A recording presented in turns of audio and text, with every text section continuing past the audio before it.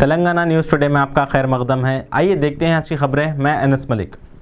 कर्नाटक के मकतूल फाजिल की नमाज जनाजा में कर्फ्यू के बावजूद हज़ारों लोगों की शिरकत। तेलंगाना में सब इंस्पेक्टर की मुलाजिमतों के लिए इम्तिहान लिखने वाले उम्मीदवारों को अहम इत्तला। बर्मिंघम कॉमनवेल्थ गेम्स का शानदार इफ्तिताई तकरीब के साथ आगाज़। एक खातून को जंगल में लकड़ियां जमा करते हुए 439 कैरेट का हीरा मिला। हैदराबाद में आज से पहर को अचानक आसमान अब्र आलूद होने की वजह से अंधेरा छा गया। शहीद सहाफ़ी मोहम्मद ज़मीर के अहले ख़ानदान को 1 लाख रुपए की माली इमदाद।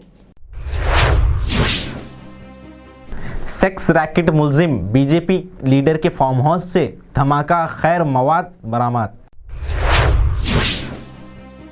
इंडिगो तैयारा टेक ऑफ के दौरान रनवे से फिसल गया।